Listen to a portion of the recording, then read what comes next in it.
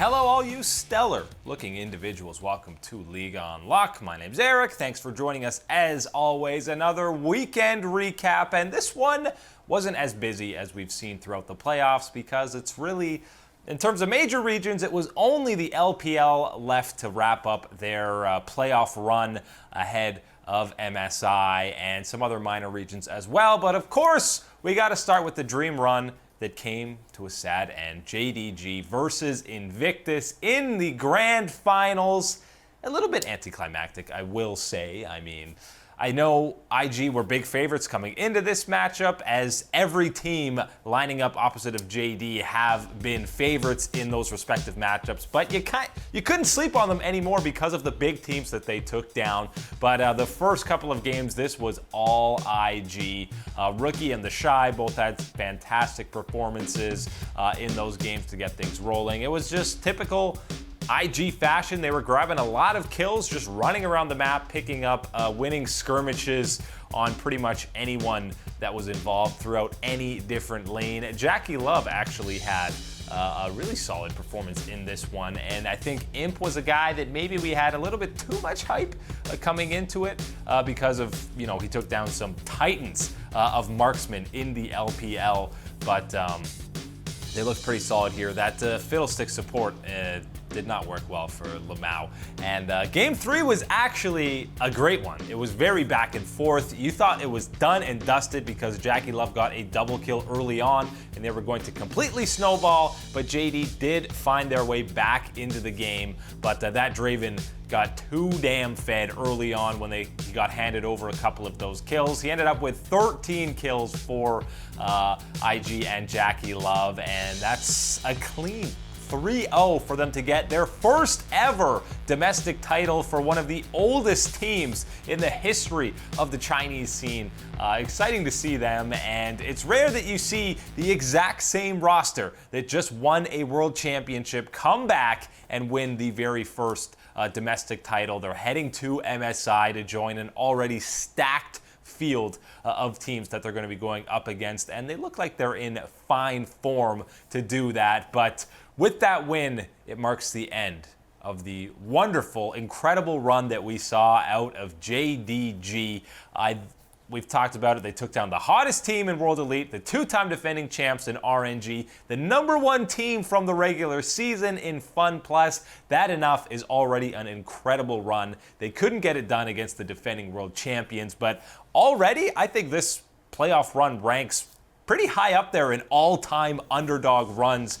I mean, you're already putting them in the same category, I feel like, as the Rocks, or Albus Nox, excuse me, from 2016 Worlds, where they were the wildcard team to not only take a game against the Rocks Tigers, but also advance to the quarterfinals, where they got 3-0 stomped by H2K. So both of those runs kind of ended in similar fashion, but they took down and completely exceeded all expectations. JDG have a lot to be proud of, and they got 70 championship points now after finishing runner-up, so they have a legitimate shot at making Worlds if they can follow up on this incredible spring split performance. And the top half of the Chinese scene is just going to be absolutely insane coming down for those final couple of world spots, because obviously IG are going to be the big favorites, but outside of them, there are 4 or 5 legitimate teams that you could be making a case for that they will be just that, you know, one of these teams that could represent the LPL at the World Championship, because they're the best region right now. Before these games actually got underway, there was, of course, the opening ceremony that the LPL had, and they always go completely over the top, whether it's international events or even just their domestic titles. And this one was no different. You got your typical dancers on stage with your insane lighting effects that they had, which they always do at any LPL venue, and the awkward entrances of the different players. But the hype up was there for this series. Obviously, the storylines coming into it, the huge underdog going up against the big bad scary wolf that was IG. But whenever these guys come out of these epic entrances, and they really went with the Summoner's theme in here, which doesn't really make sense because Riot has kind of drifted away from that whole thing about you actually being a summoner controlling the champions. It's more just heroes on the planet that is Runeterra, or the continent that is Runeterra. But either way, this was pretty hype. It was exciting to see them come out of smoke with all of that stuff. Look at them, so confident. And then they just kind of strut out there, don't really do anything, which is always hilarious. But I mean, you look at the lighting, you look at the stage, the LPL always does it best. They had that fully blown 3D Summoner's Rift diorama that they made beforehand with a sick overhead view. So anything where China's trying to do something hyped up and completely extravagant, they always deliver. And I think they did still with this opening ceremony. Definitely the best one that we've seen out of the major regions, at least so far in the spring split. And now with that win, IG obviously representing the LPL in China, going up against SKT G2. Team Liquid, assuming they can qualify for the main event. And I know we hyped up SKT a lot, but after their playoff run, are Invictus actually going to be the favorites coming into this event over SKT? Because it's definitely going to be one of those two. And if you look back to last year, obviously the LPL performed better across pretty much every single international event than the LCK. But that's because SKT wasn't there at any of these events. And we know, when we talked about over the years, Korea always dominates at these international events. By Korea, we really meant SK Telecom and the roster that was surrounding Faker. So this is obviously going to be the best and most exciting matchups when IG and SKT face off anytime at MSI, because there's so many amazing matchups. Pretty much every single lane, you're just talking about incredible matchups. Khan versus the Shy, Ning versus Klid, and of course, Rookie versus Faker. But Invictus might actually be the favorites coming into this, just because the LPL is the best region right now. We talked about the top 5 teams are so competitive and are all threats to make some noise internationally. And it was, I know they only had to play 2 best of series to get here, but so did SKT. SKT had a clean 6-0 versus Kingzone and Griffin. IG went 6-1, dropping 1 against TOP, but those were some close matchups against top. So SKT definitely had a more convincing playoff run, but I think Griffin clearly fell off towards the end of the split. And some of the games that IG did win, even against TOP, and the first 2 games here against JDG, were complete stomps. They completely dominated. So I think IG might actually be slight favorites coming into this mid-season invitational over SKT. Obviously, we'll be previewing that whole event a whole lot more and going into more depth as to who the favorites are going to be, who's going to come away with the title there. But IG versus SKT going to be the most hyped up matchup. And I want to see the Shy in every single game. I don't want to see Duke. No offense to him. He's one of the greatest top laners over the last couple of years, but the Shy versus pretty much any of these other solo laners are going to be a huge matchup. And just the way they destroyed JDG, IG, they got to be the favorites heading into 2019 MSI. Coming up after the break, we've got Jin Air. They just can't be taken down. They're back in LCK for the summer split, and Flash Wolves are back at another international event. Dudes and dudettes, welcome back to League Unlocked. My name is Eric, here with you guys, keeping you company. Actually, you guys are keeping me company as we recap the weekend that was. And there's a whole lot that's made of the relegation promotion tournament in the LCK. KT Rolster went in there. Oh my God, that entire organization is ruined. They're in the promotion tournament. Quick 5-0, they're back into the summer split. Jin Air also in the promotion tournament, deservedly so after an absolutely despicable 2019 spring. They didn't have quite an easy run because they did get crushed by KT, so they went to the losers round against ES Sharks. Winner gets the final spot in the summer split, and we know Jin Air haven't made the playoffs in many years, but they're one of the oldest organizations in the history of Korean League of Legends, and they got it done against the Sharks. I know Jin Air is the typical, kind of like Chris on Team Coast. They're not good enough to be in the LCK, but they're too good to be in the Challenger Series. And I think, I mean, they did drop a game. It wasn't a clean 3-0, but they were clearly the better team in their series against the Sharks. And I think this promotion tournament, more so than the last two, when you had Griffin, Damwon, Sandbox, I think overall the teams were just a little bit weaker, and especially APK Prince was kind of the most hyped up squad coming in here, and you didn't even see them in the actual promotion tournament. No Mickey, no Cacao, and I mean, the teams just weren't that good. So Jin Air booked their tickets, and everyone's all aboard the Glad plane, .jpg, for 2019 summer, because they'll be back. And there was actually some positives that you could see towards the end of the split. They tried a bunch of different rosters, but I think Root and C's are two of the players that they're going to definitely be working with going forward, and they've talked about Root being a guy that's going to be more featured. He had a great series, and he looks like he has the potential to be a decent AD carry in the LCK. So let's just hope Jin Air can compete a little bit more and maybe get, triple, quadruple the wins that we saw in the spring split, because that was sad. It was sad to see so many sad planes and so much suffering for Jin Air. And one of the main reasons why they performed decently well in the promotion tournament, their coach did an interview, and we're talking about their scrim partners, and they were scrimming the very best of the best during the promotion tournament.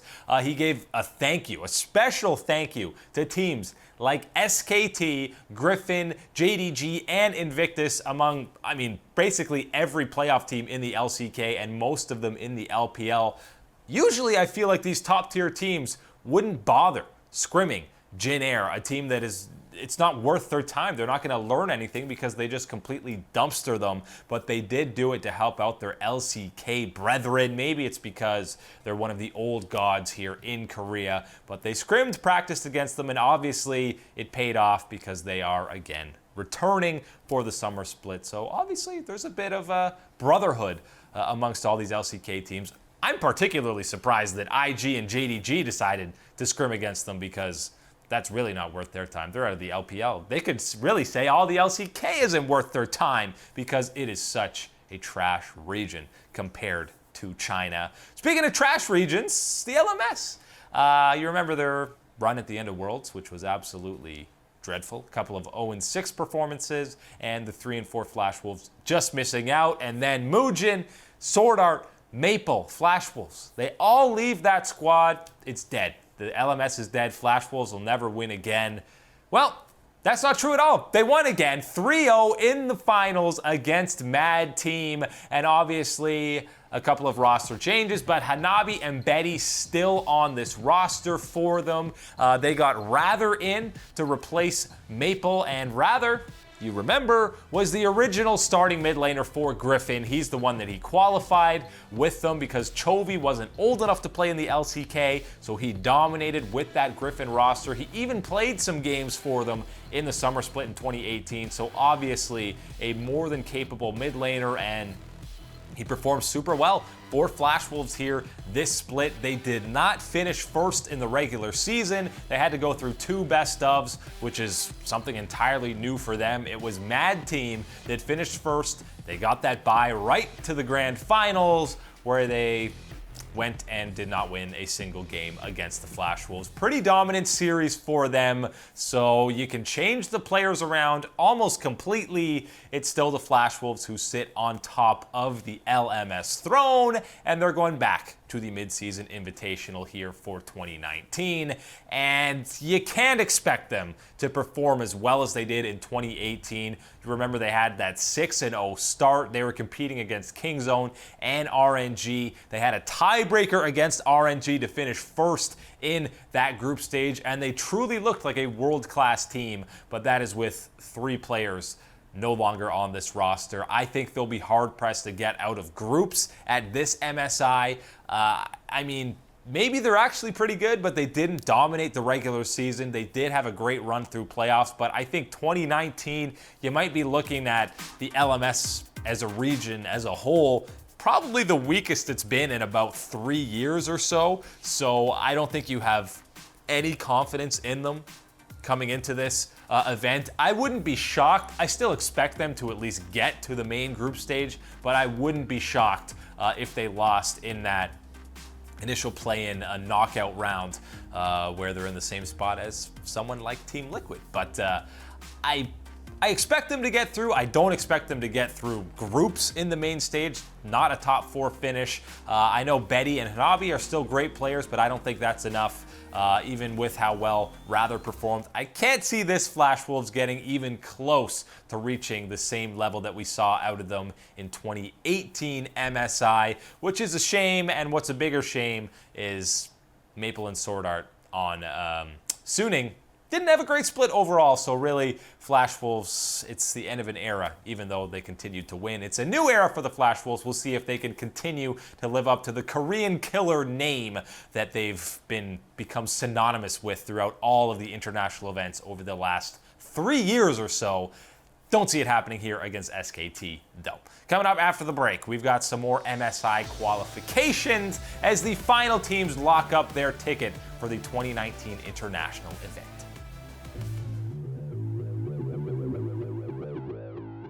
Welcome back, you lovely people, to League Unlocked. My name is Eric as we recap what went down over the weekend across not even just the major regions. We're going minor today as well. And there's no MSI qualification implications in the EU Masters, but they did get rolling into those knockout rounds. And there were a couple of somewhat surprising upsets, but the first one with Fnatic rising was not an upset. They were the big favorites against Ventus. They got it done. It took them 3 games in that quarterfinal matchup, but Felix and the boys did get it done. The solo queue god. And EU Masters this year is even more exciting than the last couple of splits because with the new franchising in the LEC, all these LEC teams are putting way more effort into their, I guess, academy teams, as you're pretty much calling them. So there's a lot more familiar names and brands in terms of teams that you're seeing. Obviously, Fnatic rising, Fnatic being one of them. They also got Targamas, who I think is worthy of being in the LEC. He's an LEC level support. So they got a pretty solid team with, again, the solo queue god himself, 3 top 10 challenger accounts in Felix, and they looked pretty decent against Ventus. They took them down. Game 3 was a bit of a stomp. No, it was a big stomp in their favor, and they advance to the semifinals as this tournament keeps rolling on, where I believe they start being best of 5 matchups that you're going to be seeing, or maybe it's only the grand finals. But Fnatic rising, trying to one-up their main squad and get better than top 3, because that is where Fnatic finished, even though they had their incredible run. The other quarterfinal matchup that you had on the Sunday was SK Gaming Prime versus LDLC out of France, who were one of the main favorites to win this entire event. So this is one of the biggest upsets in the knockout round. LDLC has so much experience, so much more experience than any other team in the EU Masters. They have 3 guys that have played on the LCS stage. Oh yeah, and their coach is the 5-time LCS champion Yellow Star, probably the greatest support in the history of European League of Legends. So they've got a lot of years of experience behind them. They also have Joko, who's played in the LCS, Ika's played in the LCS, and Steelback, who, by the way, has now role swapped to support for this French squad. And Comp, who's their AD carry, is one of the most hyped up young challenger AD carries that I imagine you'll be seeing in the LEC in the very near future. So it was a big surprise that they dropped this best of to SK Gaming. But again, it's just, there's so many different brands now that you're seeing. It's not just complete no-name teams and organizations that people haven't heard of. It's some of these bigger brands now that the LEC has franchising. It's only going to improve this tournament as the years and splits go on, and there's still the potential for these big upsets. So LDL, Yellow Star, and the boys ousted. They're gone.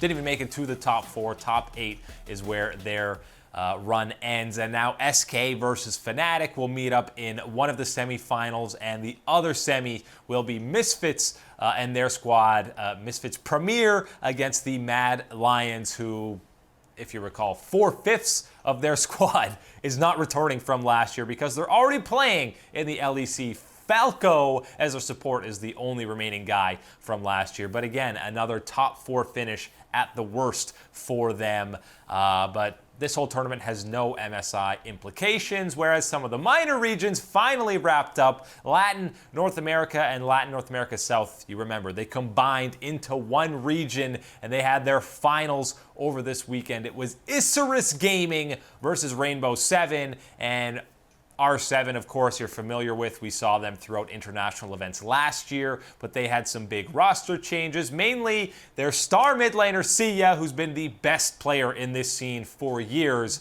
transferred over to Isurus. So he had to go up against his former team in the finals, which obviously is a fantastic storyline. They also have Audi in the jungle. He came over from Rainbow 7, so plenty of revenge action going on here. And it was Isurus who did not finish first in the regular season, but they made it through the playoff gauntlet and took down Rainbow 7 in 4 games. And it was Sia who got MVP in a couple of these matchups.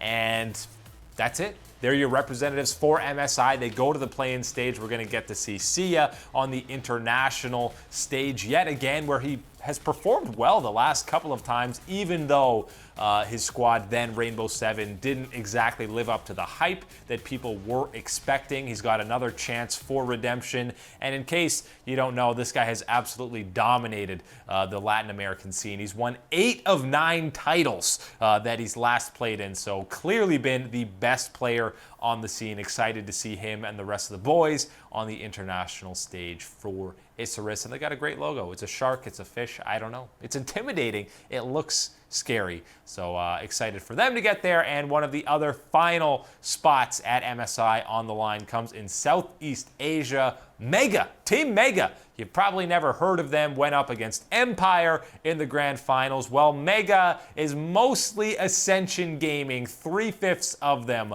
from what we saw in 2018. You remember Ascension from MSI last year. They weren't great, but they kind of turned it on the second half of the round robin. And I think Southeast Asia is slowly developing more and more and becoming a legitimate threat at some of these play-in stages. But yeah, Mega, they still have Lloyd, G4 as well. And then they have now 2 Korean imports to fill out the rest of their roster. So another dominant performance from them in the Southeast Asian scene. They will be heading to MSI, and they're one of the final play-in teams. So it's all locked. We're going to be previewing all these play-in matchups. There's plenty of good teams to be looking for.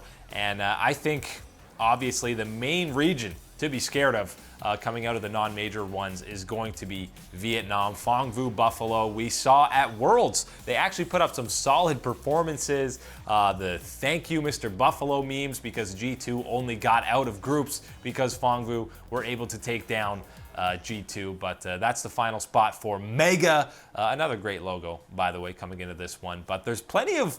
I'm actually really excited for this year's play-in stage because there's going to be some big favorites coming in. Of course, 1907 Fenerbahce, or just Fenerbahce. You can drop the 1907 here. Excited to see Phong Vu Buffalo, even someone like Isurus Gaming. I love seeing Sia perform on the international stage. We've got an Oceanic team that's not the Dire Wolves for once, so maybe they'll perform a little bit better on the second half of that MSI run. But we'll get you familiar with all these play-in squads and preview the entire MSI event because we don't get many international competitions. So when we do, we make sure the hype capacity is at its very fullest. That's all the time today for League Unlocked. My name's Eric. Thank you guys for watching. See you next time.